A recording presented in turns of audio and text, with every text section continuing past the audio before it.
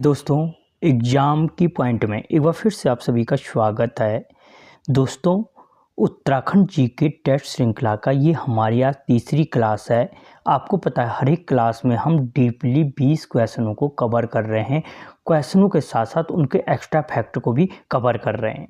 दोस्तों, सारे क्वेश्चन नए पैटर्न पे आधारित है, जिस टाइप के क्वेश्चन आजकल आयोग पूछ रहा है।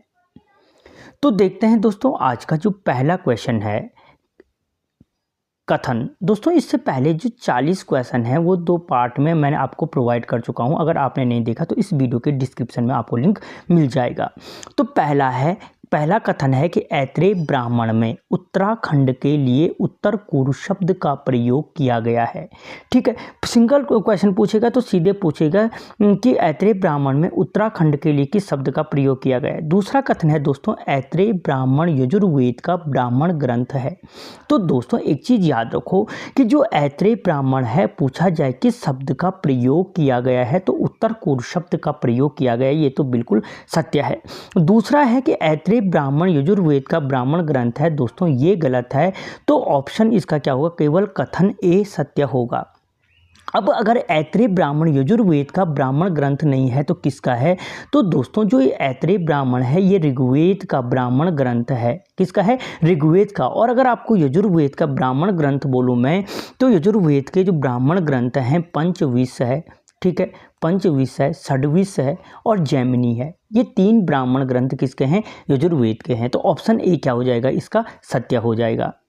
अगला क्वेश्चन दोस्तों, सारे नए पैटर्न पे आधारित हैं जो आजकल क्वेश्चन पूछ रहा है। अगला क्वेश्चन है, निम्नलिखित को सुमेलित कीजिए। दोस्तों, जो निम्नलिखित को सुमेलित करने के लिए बोल रहा है तो द्विजमुख, कुलेंद्र, दोस्तों ये सारे कुनिंद वंश से संबंधित क्वेश्चनों को पूछा है इसने। तो जो द्विजमुख का है दोस्तों, तो कुनिंदों के लिए द्विजमुख शब्द का प्रयोग किसने किया है? तो वारामिहिर ने किया है। ठीक है, कुलेंद्र शब्द किसने कहा है? तो प्रसिद्ध भूगोलविद टॉलमी ने कहा है कुलेंद्र। कुनिदोपश्य शब्द का प्रयोग किसने किया दोस्तों?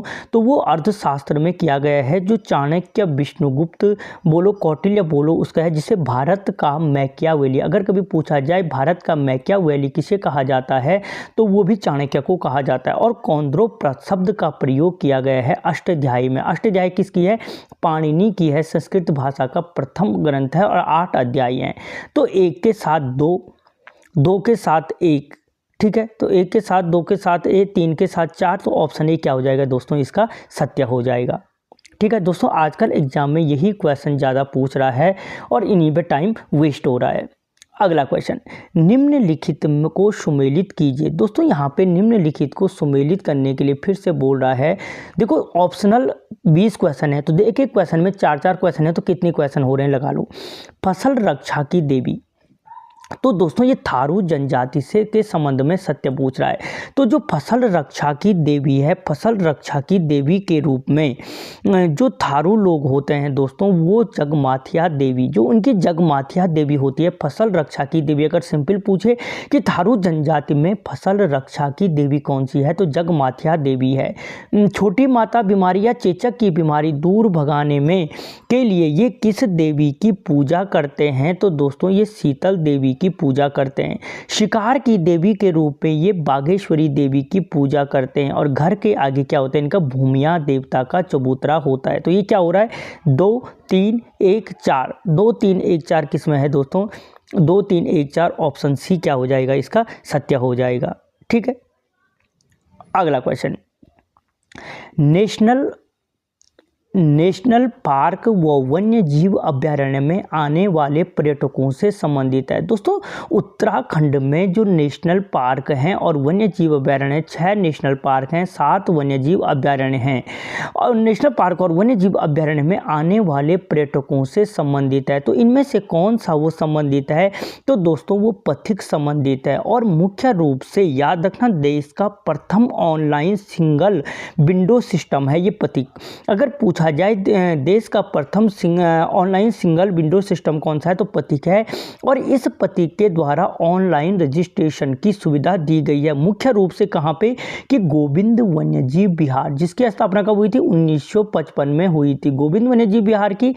और गंगोत्री राष्ट्रीय उद्यान के आने वाले जो पर्यटक हैं उनके लिए इस प्रतीक ऐप के माध्यम से अपने ऑनलाइन रजिस्ट्रेशन की सुविधा दी गई है। और राज्य का सबसे बड़ा क्या है, नेशनल पार्क भी कौन है, गोविंद राष्ट्रीय उद्यान है, 2390 वर्ग किलोमीटर जिसका क्या है, क्षेत्रफल है। अगला क्वेश्चन, मौसम संबंधी प्रथम डॉपलर रडार किस स्थान पर लगाई गई। दोस्तों मौसम की जानकारी के लिए जो प्रथम डॉपलर रडार स्थापित किया गया है वो किस स्थान पर किया गया है, तो दोस्तों वो जो स्थापित किया गया है कहाँ पे, मुक्तेश्वर में स्थापित किया गया है। कहाँ पे, मुक्तेश्वर नैनीताल में स्थापित किया गया है। ठीक है। अगला क्वेश्चन, निम्नलिखित में को सुमेलित कीजिए। दोस्तों फिर से सुमेलित करने के लिए आ रखा है, जौनसारी जनजाति के हैं सारे त्यौहार। तो विजयदशमी के त्यौहार को ये किस रूप में मनाते हैं, तो विजयदशमी को ये पयाता के रूप में मनाते हैं। किसके रूप में मनाते हैं, पयाता के रूप में। जन्माष्टमी के त्यौहार को किस रूप में मनाते हैं, तो दोस्तों ये अठोई के त्यौहार के रूप में मनाते हैं। भेड़ पालकों से संबंधित जौनसारी त्यौहार कौन सा है, नुड़ाई का त्यौहार है। और पंचाई का जो त्यौहार है दोस्तों ये पांडवों के त्यौहार के रूप में मनाते हैं। तो एक के साथ दोस्तों क्या है, एक के साथ चार, ठीक है, दो के साथ एक, एक के साथ चार, दो के साथ एक, के साथ चार एक ही में, तो ऑप्शन डी सही हो जाएगा। और ये दोस्तों जो क्या है, जौनसारी जनजाति है गढ़वाल की सबसे बड़ी जनजाति है और राज्य की दूसरी सर्वाधिक आबादी वाली जनजाति है। ठीक है। अगला क्वेश्चन, भक्त दर्शन ने बद्रीदत्त पांडे को किस उपाधि से संबोधित किया। दोस्तों जो भक्त दर्शन ने बद्रीदत्त पांडे को सम्मानित किया वो नर केसरी की उपाधि से सम्मानित किया। किसे, नर केसरी की उपाधि से सम्मानित किया। किसको, भक्त दर्शन ने बद्रीदत्त पांडे को नर केसरी की उपाधि से सम्मानित किया। और दोस्तों जो बद्रीदत्त पांडे का जन्म कहाँ हुआ था, तो कनखल हरिद्वार में हुआ था। ठीक है। कुमाऊं का इतिहास पुस्तक किसने लिखी, तो 1937 में जेल प्रवास के दौरान बद्रीदत्त पांडे ने लिखी थी। और भक्त दर्शन का मूल नाम अगर पूछे कभी तो राज दर्शन इनका मूल नाम था। ठीक है। अगला क्वेश्चन, श्रीदेव सुमन की भूख हड़ताल करने का कारण कौन सी मांग थी। दोस्तों श्रीदेव सुमन की भूख हड़ताल करने के कारण कौन सी मांग थी, तो प्रजामंडल को वैधानिक स्वीकृति दी जाए। एक तो प्रजामंडल की स्वीकृति दी जाए, जिस प्रजामंडल की स्थापना कब हुई थी, तो 23 जनवरी 1939 को की गई थी देहरादून में। ठीक है। पत्र व्यवहार करने की स्वतंत्रता दी जाए, ये उनकी दूसरी मांग थी। मेरे विरुद्ध झूठे मुकदमों की अपील राजा स्वयं सुने। उन्होंने कहा कि जो मेरे खिलाफ झूठे मुकदमे लिखे गए हैं उनकी जो सुनवाई है राजा खुद करे, ये इनकी तीसरी मांग थी। तो उपयुक्त सभी इसका आंसर हो जाएगा। ठीक है। और अगर हम श्रीदेव सुमन को थोड़ा सा कवर करें तो इनका जन्म 25 मई 1916 को हुआ था। ठीक है। और इन्होंने हड़ताल कब की थी, तो 3 मई 1944 को इन्होंने हड़ताल शुरू की थी। और 25 जुलाई 1944 को 84 दिन की भूख हड़ताल के पश्चात 1944 को इनकी क्या हो गई थी, मृत्यु हो गई थी। ठीक है। अगला क्वेश्चन, किस युद्ध के पश्चात प्रद्युम्न शाह कुमाऊं के शासक बने। दोस्तों वो कौन सा युद्ध था जिसके पश्चात प्रद्युम्न शाह कुमाऊं के शासक बने, तो बग्वाली पोखर का युद्ध था। कब हुआ था, तो 1779 को हुआ था। 1779 को जो ये युद्ध था ये हुआ था। और किसके मध्य हुआ था, तो मोहनचंद और ललित शाह के मध्य हुआ था। ठीक है। अगला क्वेश्चन, गोविंद बल्लभ पंत जी के साथियों द्वारा गोविंद पंत जी को कहा जाता था। गोविंद बल्लभ पंत के साथी गोविंद बल्लभ पंत जी को किस नाम से पुकारते थे, तो गोविंद बल्लभ महाराष्ट्र कहकर पुकारते थे। और दोस्तों जो गोविंद बल्लभ पंत का जन्म था 10 सितंबर 1887 को हुआ था। और इनके जन्म दिवस को जो 10 सितंबर का दिन है उसे उत्तराखंड गौरव दिवस के रूप में मनाया जाता है। अगर कभी पूछे कि उत्तराखंड गौरव दिवस कब मनाया जाता है, तो 10 सितंबर को मनाया जाता है। ठीक है। अगला क्वेश्चन, चौबटिया अल्मोड़ा के संबंध में असत्य कथन है। दोस्तों चौबटिया अल्मोड़ा के संबंध में आर्चर्ड कंट्री के नाम से चौबटिया को जाना जाता है, बिल्कुल सही है। या अगर कभी पूछे कि आर्चर्ड कंट्री के नाम से किसे जानते हैं तो चौबटिया को जानते हैं। फल संरक्षण एवं शोध केंद्र कहाँ है? चौबटिया में स्थित है, ये भी सही है। अगर पूछा जाए कि फल संरक्षण और शोध केंद्र कहाँ है तो चौबटिया में स्थित है। फलोद्यानों का देश चौबटिया को कहते हैं, ये भी सही है दोस्तों। उत्तराखंड का बोध गया चौबटिया को कहते हैं, ये गलत है दोस्तों, ये इसका आंसर हो जाएगा, क्योंकि जो उत्तराखंड का बोध गया कहलाता है वो ताड़ी खेत को कहलाता है। किसको कहते हैं? ताड़ी खेत को कहते हैं। और ताड़ी खेत दोस्तों गांधी कुटी और गुल्लू देवता के लिए प्रसिद्ध है, या गोलू देवता के लिए प्रसिद्ध है। अगला क्वेश्चन, निम्नलिखित में से अल्मोड़ा जनपद से संबंधित है। दोस्तों जो अल्मोड़ा जनपद से संबंधित है झूला देवी मंदिर दोस्तों कहाँ है? अल्मोड़ा में स्थित है। जबकि जो झूमा है, ये झूम हो रखा है, झूमा देवी मंदिर कहाँ है? आपके चंपावत जनपद में स्थित है। झूला मेला कहाँ लगता है दोस्तों? ये भी आपके चंपावत में श्यामा ताल के तट पर लगता है। तो ऑप्शन बी इसका आंसर हो जाएगा। अगला क्वेश्चन दोस्तों फिर से सम्मिलित करने के लिए लगा लो, लगभग एक वीडियो में 50 से ऊपर क्वेश्चन है। गढ़वाल का महर्षि, दोस्तों गढ़वाल का महर्षि कहा जाता है तारादत्त गैरोला को कहा जाता है। गढ़वाल का वेद व्यास यशोधर मठपाल को कहा जाता है। गढ़वाल का भीष्म पितामह बैरिस्टर मुकुंदी लाल को कहा जाता है। और गढ़वाल का गांधी इंद्रमणि बडोनी को कहा जाता है। तो एक के साथ तीन दो में है, तो ये और ये तो अपने आप ही कैंसिल हो गई। ठीक है, एक के साथ 3 है, 2 के साथ 1 है, तो ये तो ऑप्शन बी अपने आप सही हो जाएगा।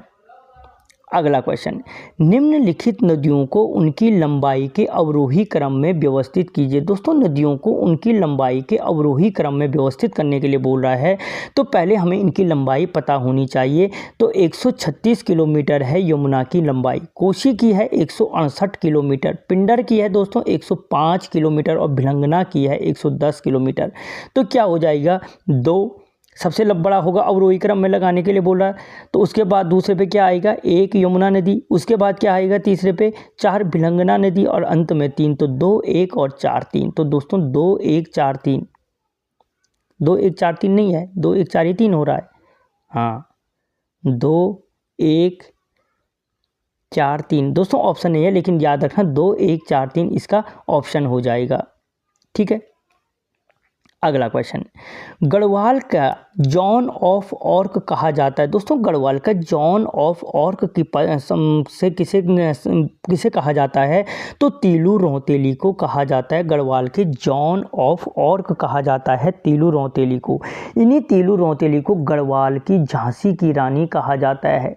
ठीक है, इन्हीं को कांडा की रानी के नाम से जाना जाता है, कांडा की रानी के नाम से जाना जाता है। अगला क्वेश्चन, निम्नलिखित में से पौरव वंश की जानकारी प्राप्त नहीं होती है। दोस्तों किस अभिलेख से या किससे निम्न में से पौरव वंश की जानकारी प्राप्त नहीं होती? देखो मधुवन अभिलेख से प्राप्त होती है, हर्षवर्धन के मार्कंडेय पुराण से भी पौरव वंश की जानकारी प्राप्त होती है, बांसखेड़ा अभिलेख से भी पौरव वंश की जानकारी प्राप्त होती है, वायु पुराण से नहीं होती है, वायु पुराण से गुप्त वंश की जानकारी प्राप्त होती है। और जो पौरव वंश का अगर हम काल की बात करें, कितना कार्यकाल रहा? तो 447 से 725 ईस्वी तक का कार्यकाल रहा। इसी को पर्वताकार वंश भी कहा जाता है।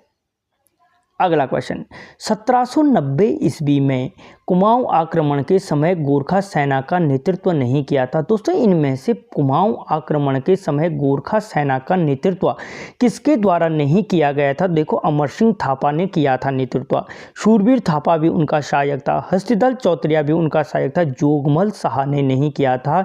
जोगमल शाह कुमाऊं का प्रथम सुब्बा था, जिसने क्या किया था कि कुमाऊं में इतना टैक्स वसूल करना शुरू कर दिया था कि लोगों ने कहा कि गोरखा इतना टैक्स लगाते हैं कि लोगों के बाल तक नहीं उग पाते हैं। और ये जो कहा था, ये किसने कहा था? गुमानी पंत जी ने कहा था।